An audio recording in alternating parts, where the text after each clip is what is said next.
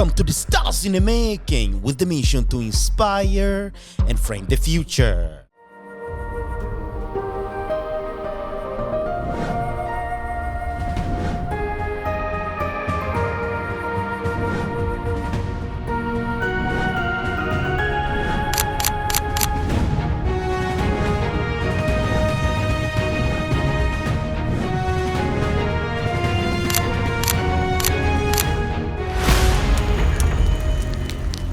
The star is Brian Mwenda, born and raised in Kenya, entrepreneur with a background in criminology and the dream to become a defense lawyer for the underrepresented. Known as the unlicensed lawyer who won 26 cases before his arrest, he represented himself and obtained not guilty verdict. The question is, how did he pull this off without ever passing the bar? It became one of the most searched topics worldwide. Things you would only see in movies. Brian made it happen in real life. A movie about the case in the works, and the public came for his defense, praising him as a brilliant young mind. In this episode, we discuss the fact of the matter with the man himself. Mindset, the personal story behind the headlines.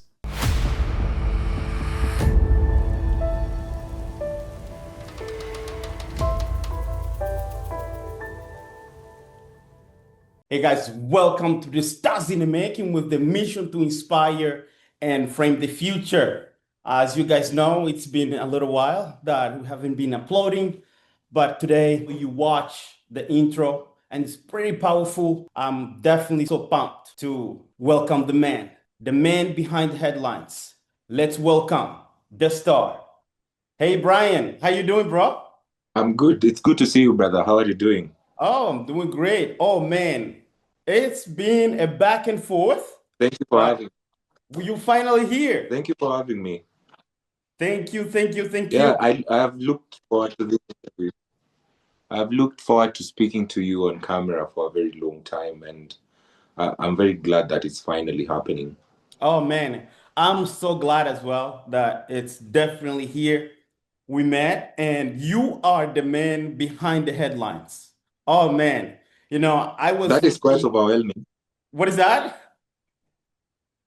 I'm saying being on the headlines occasionally, it's quite overwhelming, but yeah. So I wanted you to give a very precise introduction. Who is Brian Mwenda? Hello, viewers. My name is Mwenda. I am a regular guy. I am a lot of things on the internet, but when it comes to reality, I am a very regular person. I am a father. I am a son. I have a family that loves me. I'm surrounded by incredible people. I am a Kenyan. And most importantly, I am a businessman. I run 2 farms. I run an escrow farm, and I run a business consultancy. And I've also partnered with a friend, and we've started an aviation company, but it's more of a marketing affiliate firm.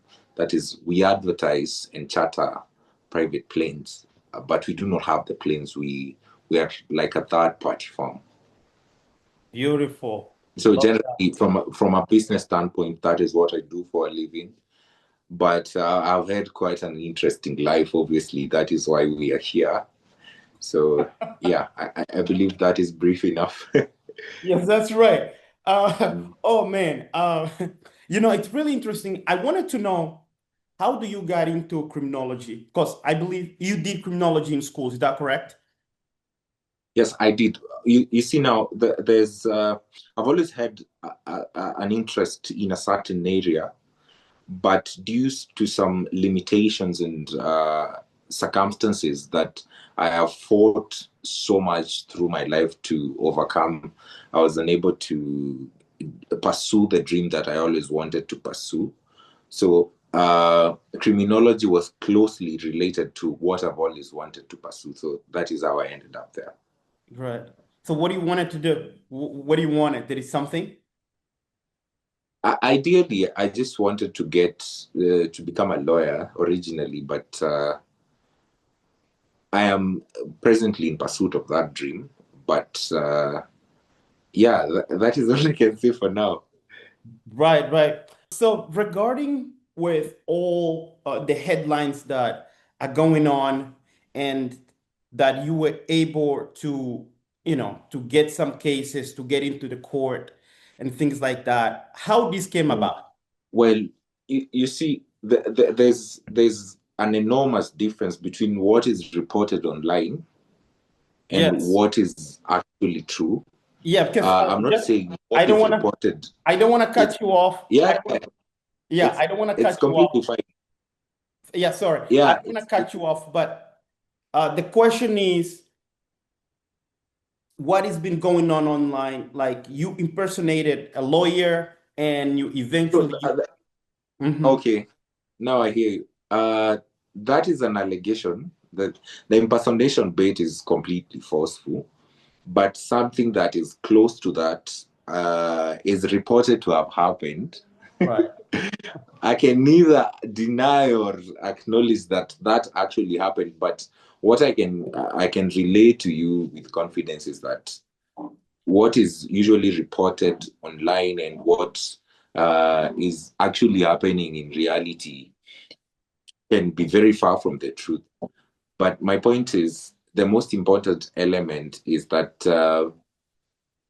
I was in a certain position at that particular point in my life where I was able to help vulnerable people, and I I wish that things would have turned out differently. But you see, sometimes the narrative is not even in your control. But I have learned from that. But I am equally proud of the things that I have achieved, the people that I have helped, and families that are happy with me and the services I offered in the business that I used to conduct previously. I love that. What you said, I think it's very, it's interesting because you said you wanted to help a particular group of people. And I think that's very interesting. Can you go deep into that? Do you had any particular thing, any particular reason?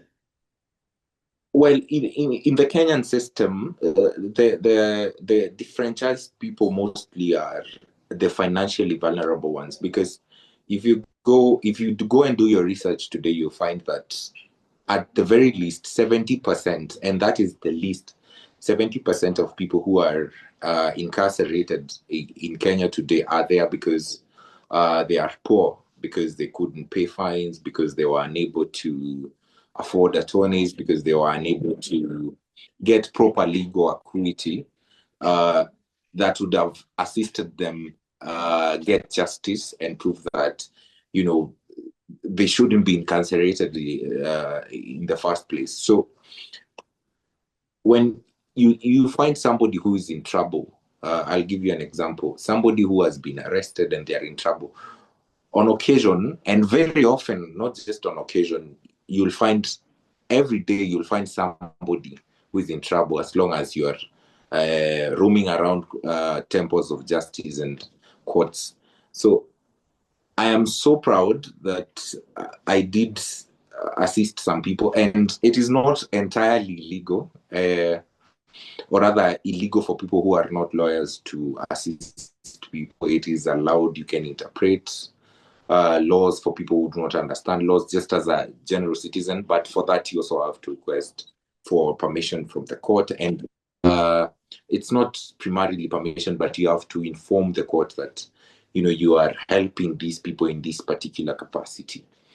But now, for me, it was misinterpreted as something else, and it was blown out of proportion, and understandably so. But I am dealing with the consequence of trying to be very helpful, because so much as you're trying to help people, it is very important that you follow due process.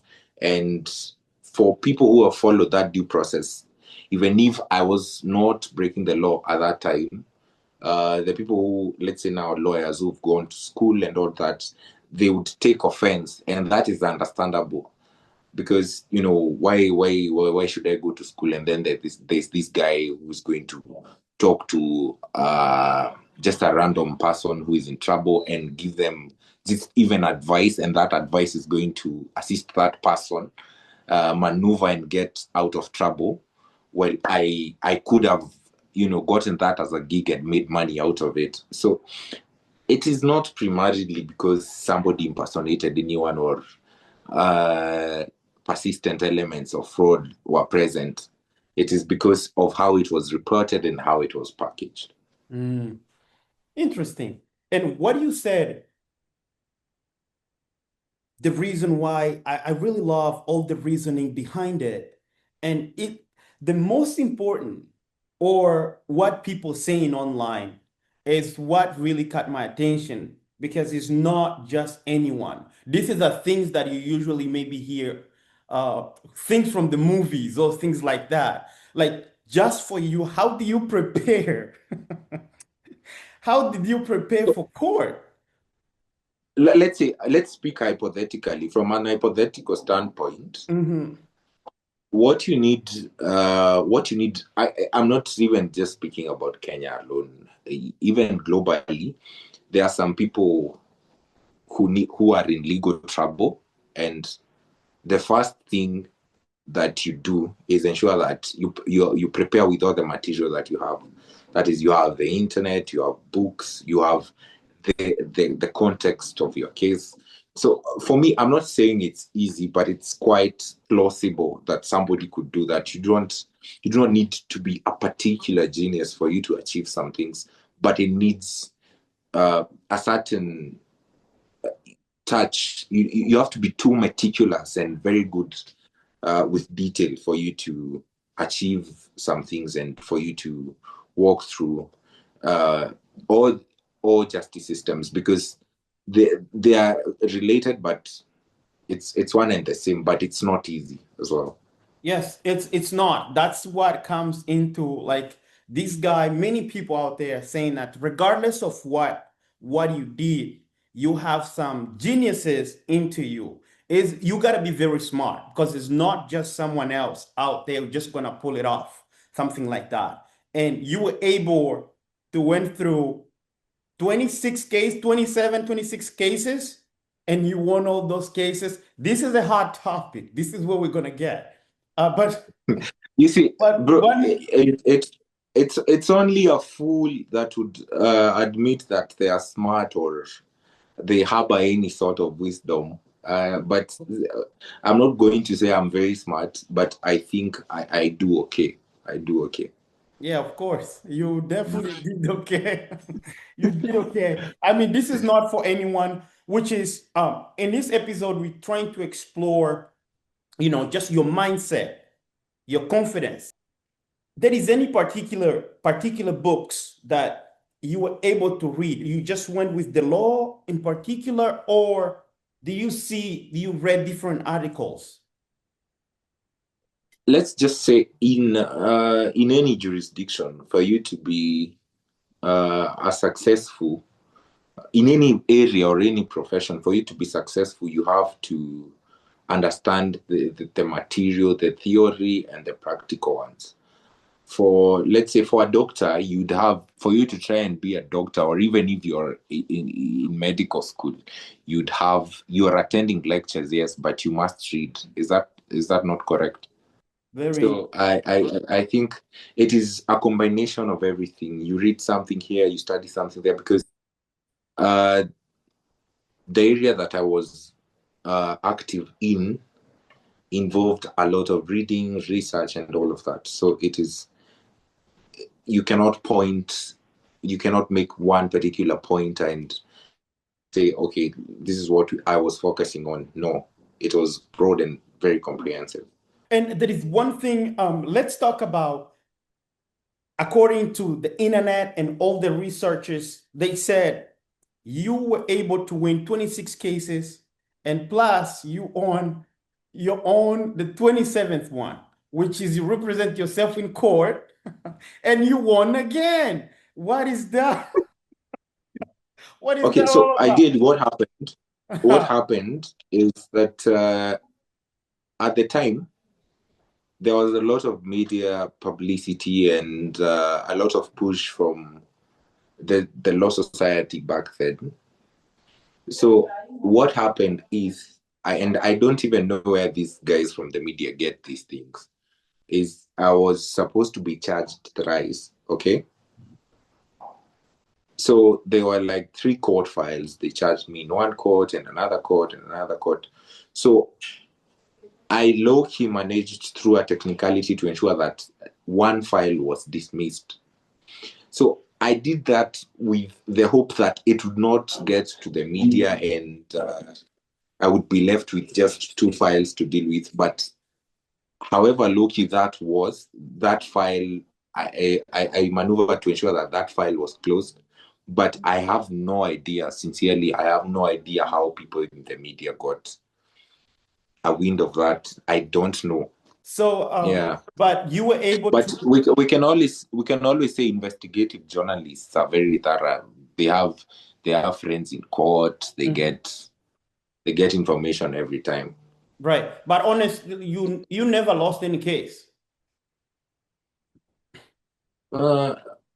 As a Kenyan, not as a lawyer, as a Kenyan, I've never lost any case. You never. That's the point. You never lost any case. Oh man. Because I have never been a lawyer in my life. I am not a lawyer yet. Right. Yeah, I mean, but everything you have done, you did the lawyer's work. That is what they say.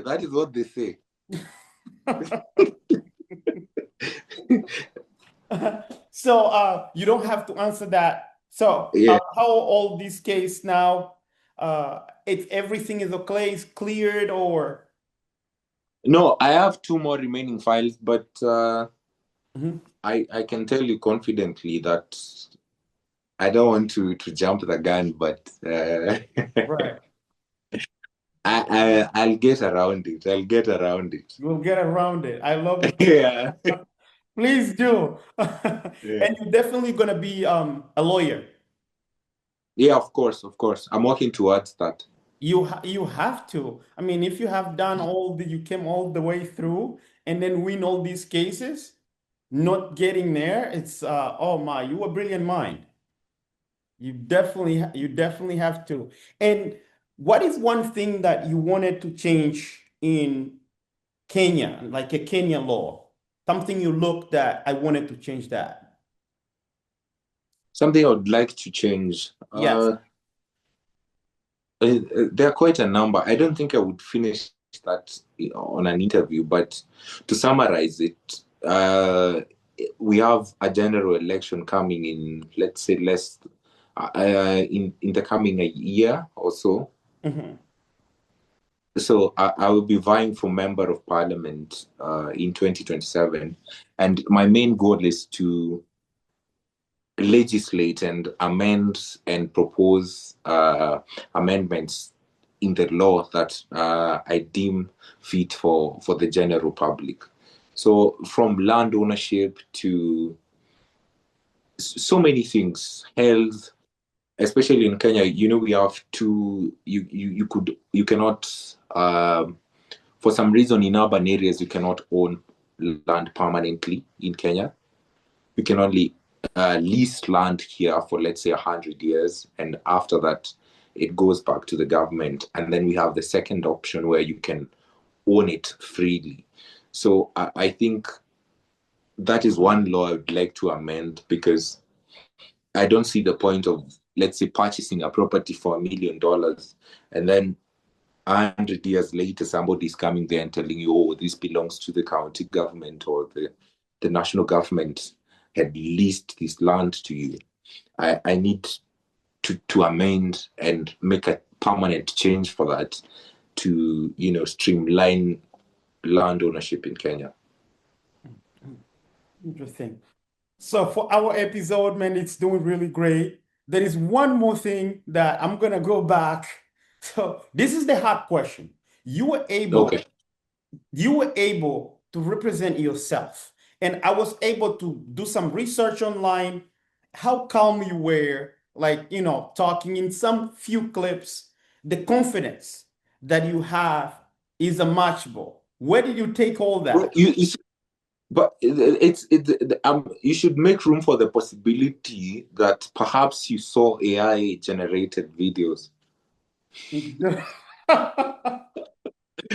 I'm serious because it's an enormous problem in the world today. Artificial intelligence is good for us, but it is equally cancerous. That's true. But were you able to represent yourself? I mean, occasionally, when you're an accused person, you see, even legal representation in this country is very expensive. Hiring lawyers is a tedious job, especially with my cases. It is not easy to find somebody who's willing to stand with you because generally your face, your name, your image antagonizes the law society, correct? Right. So to also get somebody who is bold enough to stand with you, even for their own safety and, associations, is incredibly difficult. But I have found in the beginning, that is how I was operating because I was alone.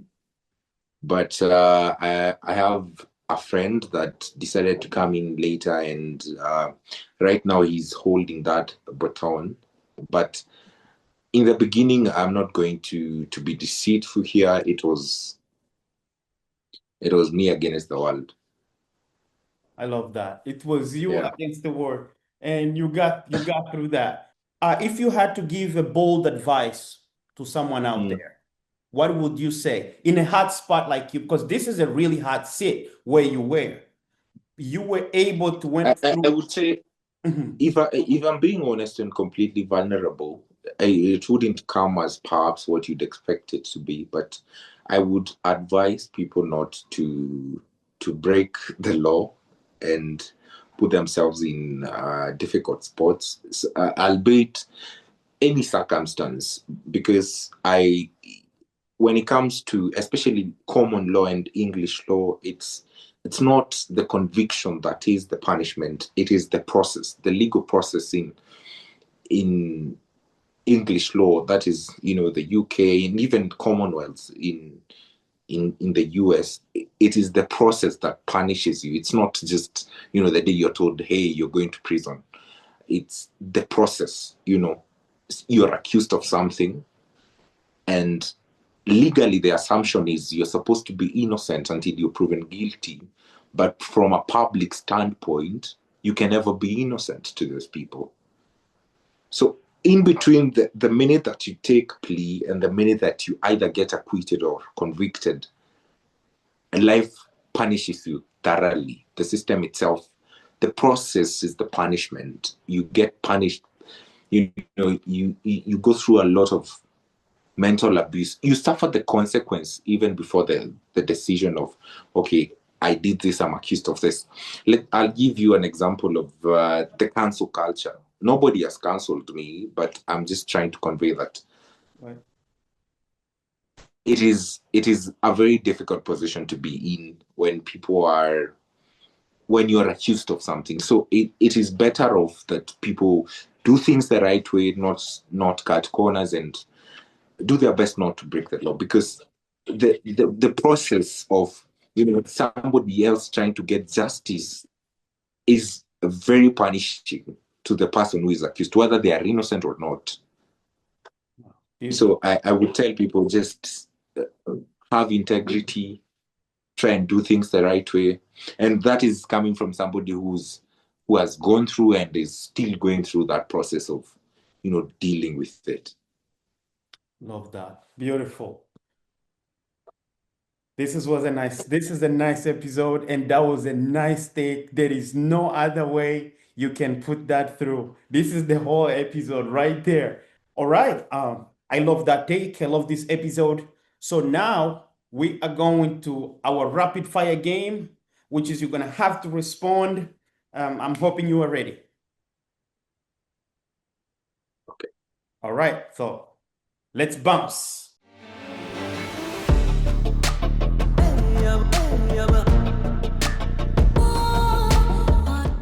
Yeah. All right, guys, let's go to the question, the rapid fire question. Boom. I hope you're ready. All right. Number one, which legal drama delivers sharp courtroom dynamic? A, Suits. B, Beyond the Bar. It's a South Korean drama. C, How to Get Away with Murder. Which one is the right one?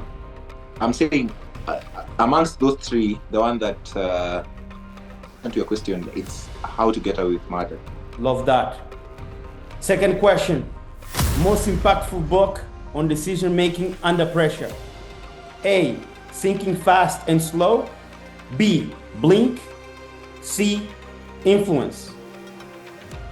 None of that. 48 Laws of Power. 48 Laws of Power. Yeah. All right. Which of the following financial books should you read first? A, The Intelligent Investor. B, Rich Dad Poor Dad. Which C, A Random Walk Down the Wall Street. Rich Dad. Rich Dad Poor Dad. Love that. Yeah. You were really, really amazing. Keep striving forward. Keep motivating everyone out there. Okay, ciao. Good talking to you, bro. Nice talking to you. Take care. Okay, cheers. All right, guys, we're done with our episode, and I hope you guys take something motivating out of this story.